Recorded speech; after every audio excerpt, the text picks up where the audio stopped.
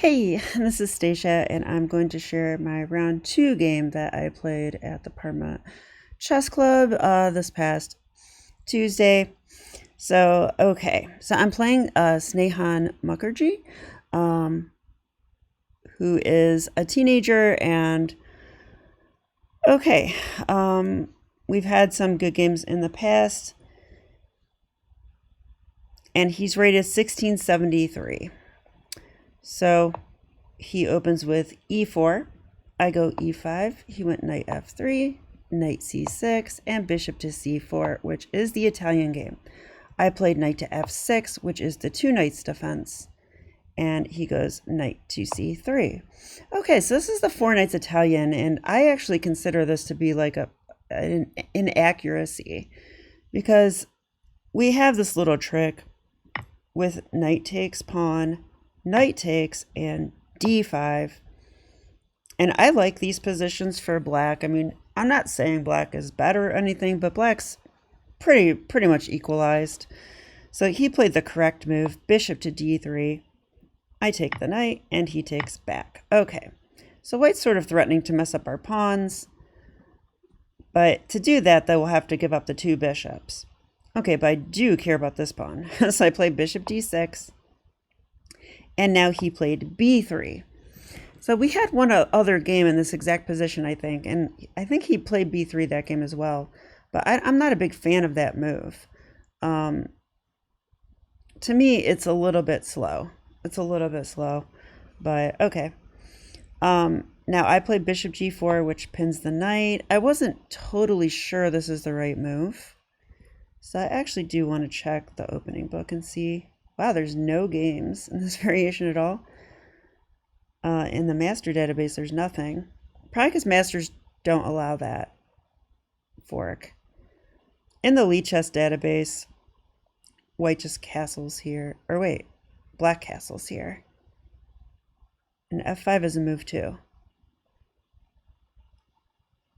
Okay, I like castles. The engine likes knight to e7 because it wants to save the structure, I guess. And okay, interesting. Ooh, it also likes knight b4. I didn't consider knight b4. So what is that? What is that move? Okay, what if they just kick us away or something? What if they go c3 even? Then we go f5. Wow. Wow, look, the knight is temporarily taking away the d5 square from the bishop. That's where it would have gone. And now that bishop kind of has nowhere to go. If they take our knight, we can take here. Now this knight's going to get dislodged. We're going to get a big attack, I bet. Wow, that knight has nowhere to go either. Wow, okay, I love that knight b4 move. I'm going to make a note to study that later. I'm going to make that part of my repertoire. Well, I mean, actually, it's probably only good against Snehan because he's the only one I know that would play b3. But okay, after bishop g4, okay, which the engine says is just equal. He decided to take here. Now I thought, at first I was rattled. I was like, huh, should I have allowed this? But once I took back, I'm like, yeah, I think so. Like, there's this rule of thumb that if you have two bishops, and especially if you have slightly better development, then this compensates for the wrecked pawns. The two bishops definitely compensate for that. I also have better development. I have more center. So I thought I might even be slightly better here, despite my pawn structure. So let's see if the engine agrees with me. It does. It says minus 0.4. Yeah, so black's slightly better. So I was right about that. Okay, and then he went d3, which seems incorrect to me. Again, a bit slow. I'm not sure why he didn't castle here And I do realize why he took the knight, because I was threatening to maybe attack the pinned piece and stuff like that. Yeah, but he could take here like in our previous game. So I'm not sure why he took, actually. He did not need to do this. I think it's a mistake. I'm going to see what the engine says. Oh, it thinks it's okay. All right. Okay, but D3 I think is definitely a mistake. It is. It's starting to like black then. Okay. All right, let's continue with the game. Okay, so I simply castled here and he went bishop to B2. Yeah, and now I was looking at this idea of just kind of like playing rook E8. Try to get a quick E4, right?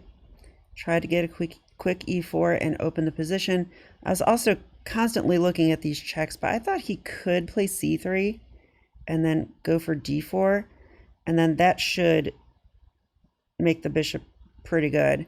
So I didn't like the idea of provoking C3, and I do like the bishop aim this way. So one thing about when you have the bishop pair, or knight takes bishop trades in general, is that then you want to be really mindful about which bishop you have that your opponent does not have.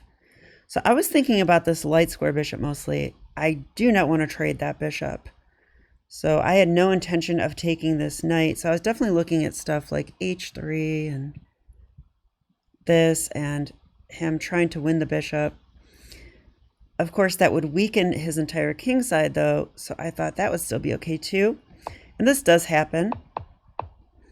Okay, so bishop G6. And then instead of knight H4, which I thought, oh yeah, he can't play it because we take. Okay. Yeah, I saw that during the game, kind of forgot about that. Okay, knight D2 he played. Yeah, so knight D2, again, it's a little slow, but if he had one more move and could go knight C4, or even just castle, then maybe he'll be okay. But now there's only one move to play, I think, and it follows a chess principle. Let's see if you can find it. Pause your video. Yeah, so the principle is when you're castled and you're ahead in development and your opponent's not castled, you want to try to open the position, right? That means pawn breaks, pawn pushes, captures, forcing moves, stuff like that. So definitely to me, E4 is the move. And this is the only, like, it's the clear best move in the position, according to the computer as well. Because what does white do? This is going to be tough. So he actually captured with a pawn. And even though I wanted to keep my light square bishop, I actually thought the dark squares kind of get weak on the king side. And with this king in the center, I was feeling good about this. So I took, he takes, I take with check. He went king to F1. Okay, and now I went queen H4, of course. And I was already seeing some ideas with the rook takes G4 because we just pinned that H pawn. He goes queen D3. So I double rooks. Yeah, I actually thought if he went queen F3, we could potentially try this move. Because he cannot take here because, you know, that would be checkmate. So I was thinking queen F3 is probably not good. So he went queen D3. But I get to double rooks. Gotta admit, the black position looks wonderful, right? Looks completely wonderful here. So he goes bishop D4. And now I got to play my idea. Rook takes G4. Okay, I was pretty excited to play this move. I don't know if it's best. Let's see if it is. Ask the computer. Okay, computer likes H5 slightly better. Wow. Wow, because this pawn's pinned too. Ooh, we're really attacking that even more. If they go here, we actually win the bishop. So, but it also loves this move. They're almost equal, according to the engine, in strength. Because now that pawn's eliminated, we're still threatening this as well. And again, he can't take because that's actually checkmate. So I really liked rook takes g4. So he played here, but now it was pretty simple. I mean, white has already lost. We just simply take, right? That's with check. Now we win the bishop. So he went queen f3. I guess he's going to try to, like, you know, take and back rank me possibly. And I have to admit, I took the easy way out here, but hey, I'm up a piece. Okay, I'm up a piece. So I just traded. And I had 10 minutes on my clock, and it's a pretty easy endgame. So I won the endgame with no problem. And that concludes that one. So I was 1-1 going into round 3. My rating's 1780, and my peak rating ever is 1791. So I'm like, I'm dying to get a new peak rating, and I'm dying to break 1800. And I was thinking, okay, my next opponent is higher rated than me. If we can do something in that game, I just might achieve my goals. So I took it very serious. I even looked at some opening lines on my phone while I waited for him to finish his round 2. So I'll be back tomorrow with my game versus Jim Nix. Okay, see you then.